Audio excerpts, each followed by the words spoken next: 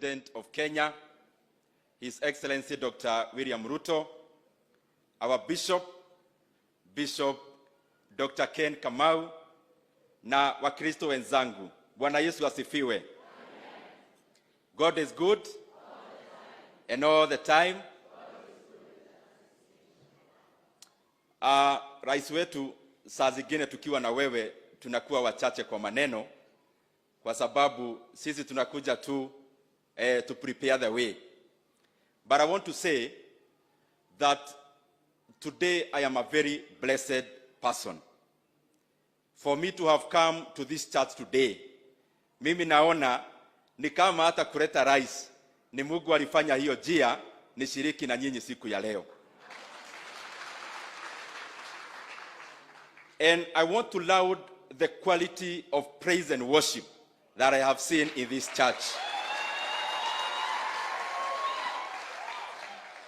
To be honest, leo nimekumbuka nikiwa CU High School na University, wakati tulikuwa tunaomba zaidi, kwa sababu the kind of quality and worship tumeshiriki nayo, it is touching the core of the heart.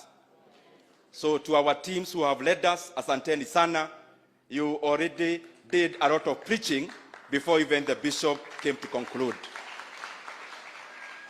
Na mimi ningetaka niwatakie kila laheri hii kanisa.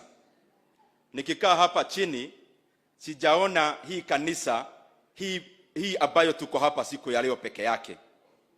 I have also seen expansion of this revival church.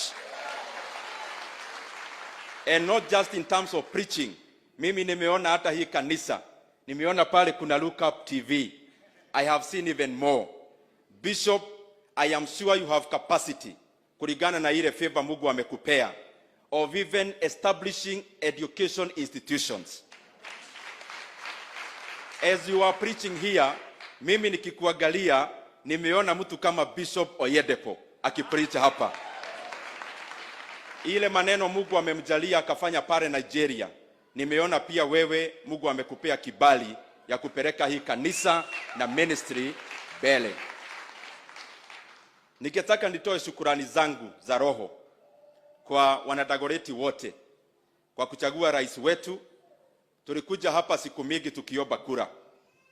Na unajua vile tumepokea sermon ya siku ya leo. Adui walikuwa wengi na adui walikuwa na nguvu mingi.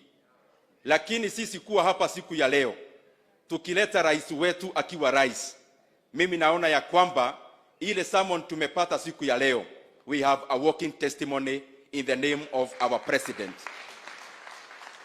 Na pia nawashukuru sana wanadagoreti. Unajua pale bunge tukienda, kwa sababu bunge ni kubwa sana, pia tuko na mirengo yetu na tuko na watu ambao roho zinaigiana. Na mimi kama niko na rafiki pale bunge ni huyu mheshimiwa KJ.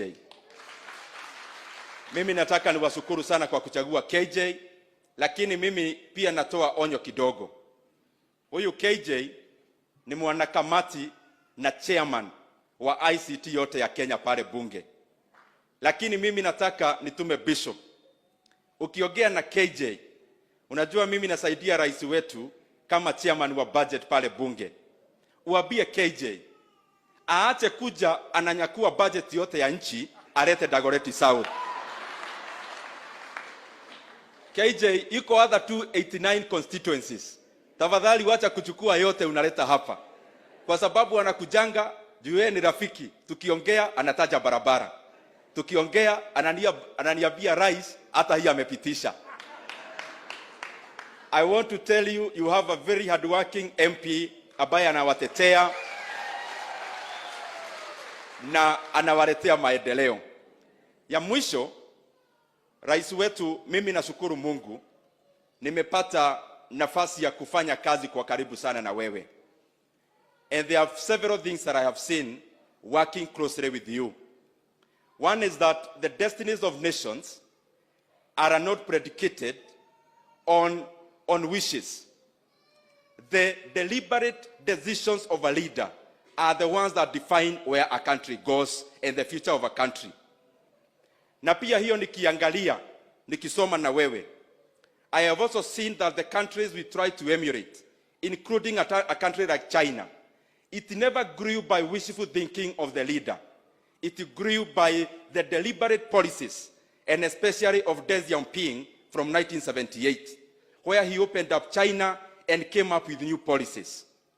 A country like South Korea also never grew on wish lists. It grew by deliberate policies of General Park, where he wanted to grow the economy of South Korea in what is called an export-led economy.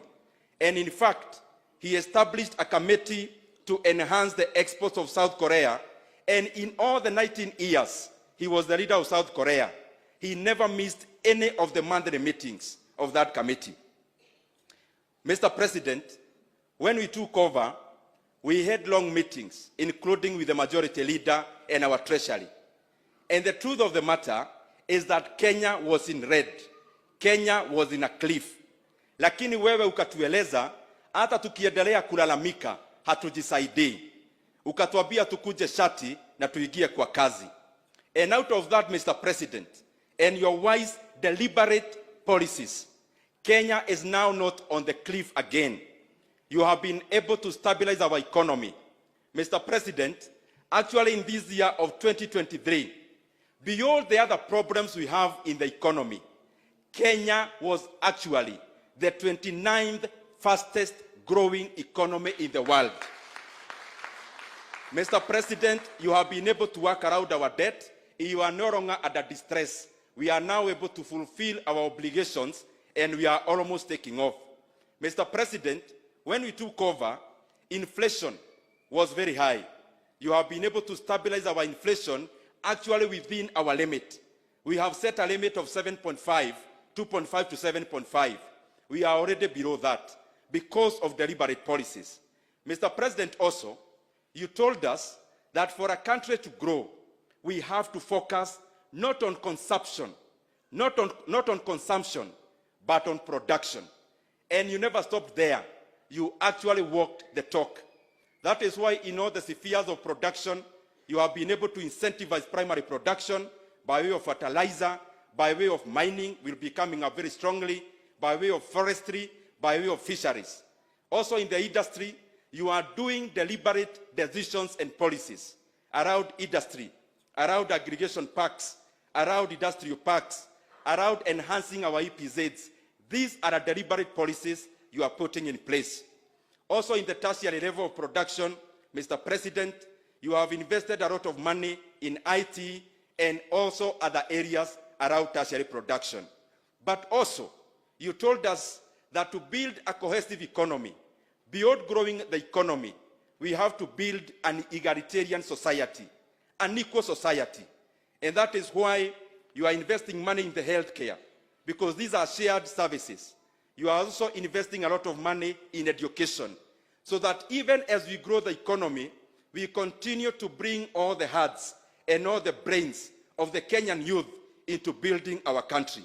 Mr. President, mimi ni kijana, lakini nikikaa chini, nikisoma uchumi mingi za ulimwengu, I am certain in the next few years, Kenya will be a great economy. Na rais ukanyangia hapo, sisi tuko nyuma yako. Wewe uendelee kujenga nchi yetu kwa sababu tunaona mwangaza pale mbele. Na kwa Wakenya wote, saa zingine when we are doing these kind of things, saa zingine kuna instability. It is common and normal just to remind us that we have some work to do. Kwa hiyo instability ambayo inaweza kuja, tukaze mishipi. Kwa sababu mimi naona kama rais angekuwa mtu wa kujipenda,